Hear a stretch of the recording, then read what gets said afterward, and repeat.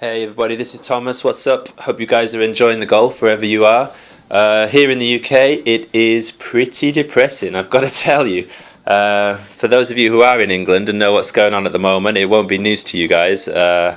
We have got terrible, terrible floods everywhere. It just seems to be one storm after the other. People have been washed out of their houses down in the West Country. Just absolutely terrible. I'm here in London, but even just near Heathrow, we've got the river has come right up. It just really sucks for those guys who've had a bad time of it. Needless to say, the golf courses, if they're not underwater, they're absolutely sodden. And I mean, you guys know what it's like. If the golf course is just wet, it's not even really worth getting out, is it? I played before Christmas. That was the last time I played. So I'm just, I'm looking at the weather forecasts, hoping against hope I can get out, sometime this February, because I got some brand new golf shoes. Those of you who've read the posts the last few weeks will know I'm just dying to try them out. So yeah, fingers crossed for some better weather.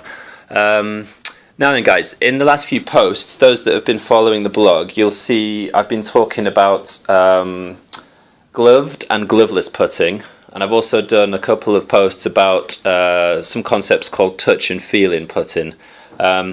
Some people might say this is all quite nebulous, a little bit quite specific areas of golf. Some people might say it's down to personal preference. Some people might say all of this stuff doesn't even really matter when you actually come down to the mechanics of golf. So I'm taking that on board, and today I'm going to do something that's a little bit more concrete. It's an exercise that you can definitely take away with you.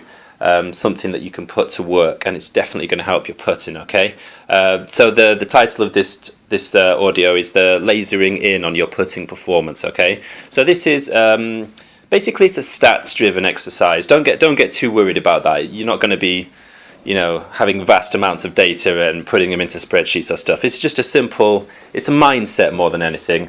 A little exercise that you can do.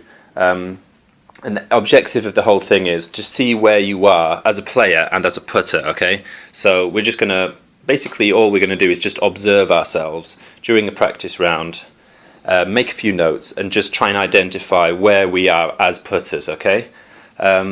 So, as I say, what we're going to do with this is pretty simple, really. Next time you play a round, it can be a practice round, even 9 holes if you're struggling like the weather like we are in the UK, anything really.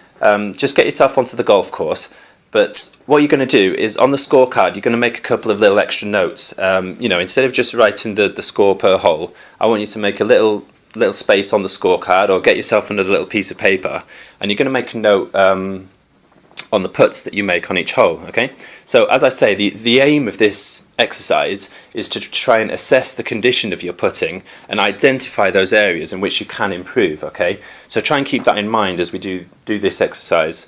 It depends. I've got probably 2 levels that you can do this. I'd rather you did it on both levels, but for those who they're not too bothered, there's a very basic level you can do this exercise, and that is just, if nothing else, just keep a note of how many putts you make on each hole. Okay, so that means when you come to the end of the round, you can see, I 1-putted this one, that's excellent. I made 2 putts there, 3 putts here.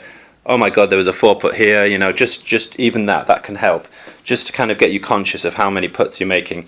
Now then, as a guide, I always say, I really believe anybody with a bit of practice can make 36 putts in an 18-hole round of golf. I think that's open quotes par in terms of putting, because you get 2 putts per hole. So I think it's doable. If you're making 36 putts, that's great. That's really good. I mean, there's always room for improvement, but that's pretty solid. Some people might say that's unrealistic. I firmly believe it's in anyone's grasp, with a little bit of practice, the right direction, to get up to that 36 as a minimum. And I make about, let's see, 31, 32 putts on my rounds now. I've worked hard on it, but I think you can get there too. So anyway, that's just a very basic level of self-monitoring. Now the next level up, level 2 of this kind of analysis, which I would really like you to do, is to make some notes which are a little bit more detailed. Okay. What I want you to do is I want you to divide your putts into 3 groups. Okay. So you've got your space on your scorecard or your little note paper, whatever it is. On each, and let's call these 3 groups. the short tap-ins, the medium range, and then the long range, okay? So every putt that you're facing during this practice round, I want you to put them into those three groups: short, medium, or long range. Now, what's short and what's medium, what's long, okay?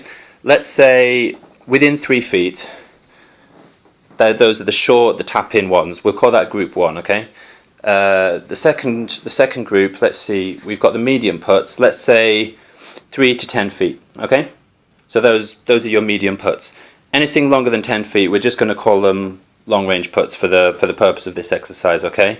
So you've got space on your scorecard, you're on the green, make a note. What have you got? Have you got a long range, a short range, a medium range? And also make a note of what happened. Did you make the putt? Did you get it close? Was it satisfactory? Was it way off? I just want you to keep on making notes on how you've performed on each of these putts, okay? So basically, once you got to the end of your round, what you should have in your hand is, well, apart from a piece of paper with loads of squiggles on it, what you should have done now is to grab a nice cross-section of data, which hopefully represents your putting strengths and weaknesses. Okay, so I mean, some people might say, well, it's only one round and I didn't play so well that day, or, you know, the greens were horrible, or whatever, you know. If you really want to take this seriously, you can do, you know, the same way as we do a handicap score. Go out and do 3 rounds, you know, and keep the data. That might give you a more representative cross-section of data. It's up to you, really, whatever you want. I think even just 1 round is a good way of getting into this. So what we're going to do now is a little bit of simple analysis. Don't be scared, it's very, very easy. What we're going to do is you're going to look at the numbers, you're going to look at each hole, figure out which types of the putts you need a little bit of extra work on, or, you know, which are the ones that you screwed up. Was there, you know, a couple of tap-ins that you missed that you really should have sunk them and you're kicking yourselves? Or did you consistently find it difficult to hit a nice lag from outside, 10 feet up to the hole, and then you found yourself 3-putting? You don't have to add up the numbers and make sure, put them into a spreadsheet, as I say. I mean, it should be fairly obvious. Even myself, I can remember the bad ones when I play around. So this kind of thing isn't really even that necessary for me anymore, because I'm always very conscious of my putting. But what I'm trying to say is, you should have some kind of indication of what you struggled with, and also your strengths as well. I mean, golf is an incredibly difficult game. It's tricky. They say golf is not a game of perfect. So the whole exercise isn't about beating yourself up. It's just about trying to identify the areas where, you do need a little bit more work, okay? So just going back to what I said at the beginning, remember I said that the goal here was to try and get some valuable information to see where you are as a putter and to really identify those areas to improve. So hopefully now that you've done this exercise, you've got a little idea of what types of putts you might need a little bit more work on. And this is really valuable stuff, because it means you can take some time out, get onto the practice screen next time, and really work on those areas that you personally find difficult. So it's kind of like a tailor-made way of saying, okay, I suck on the medium ones, or the tap-ins, my knees start knocking and I just can't handle them. That means you've got some solid impetus now to go to the green and really practice those drills. Just coming to the end of this post now, in the next audio post I will speak more about the specific drills that you can do just in those 3 very broad areas of short, medium, long range putts. So a couple of things that you can do to get better. I'm going to leave that for next week. But again, I'd just like to stress, it's this exercise, even though you're doing it, perhaps the first time, you're writing it down, taking it all very seriously. Even just the mindset, the very best golfers, they're always kind of monitoring their game. I mean, that could be for driving, it could be stuff on the fairway, it could be your chips at wedges. It's all good. I'm all about the putting, as you know from the website.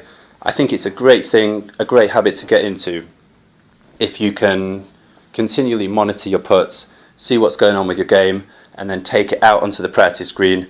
Practice and practice and practice those things which you're having a few problems with.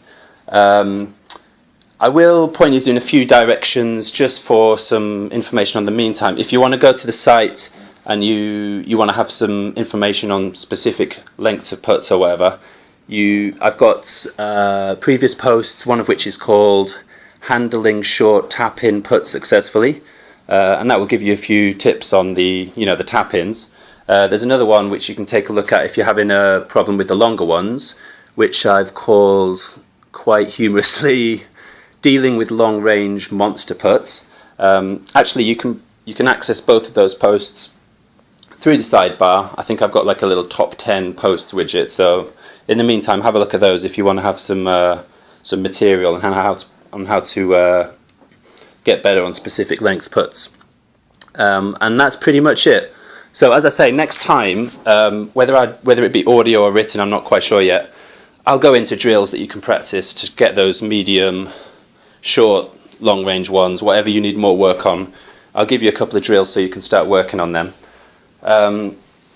Don't forget, as I always say, getting down in 2 should be the aim when you're on the green, you know. I don't think there's any reason anybody who plays golf, it isn't that difficult with a little bit of work, a little bit of preparation, you know, making 2 putts. You know, obviously 1 putts are great, 3 putts happen, but, you know, on average 36 around, that's what you're aiming for, or something a little bit better. It's all about the right preparation, the right mindset, the right routine, all the things that I talk about in my guide to better putting, which you can see on the homepage, obviously. So that's it for today. So I hope that helps. Get out, try and do a little bit of rough analysis on your game. See where your putting is at. See where you need a little bit of extra work. It's all about, you know, being aware of where you can improve, getting that practice in, and you know, you take that onto the course. You'll find yourself a lot less nervous. You're making better putts, and you know those scores will edge down, which is all about, you know, getting better, developing as a player. So enjoy the golf if you've got some, not like me here, and I will see you back next week. All right, bye bye.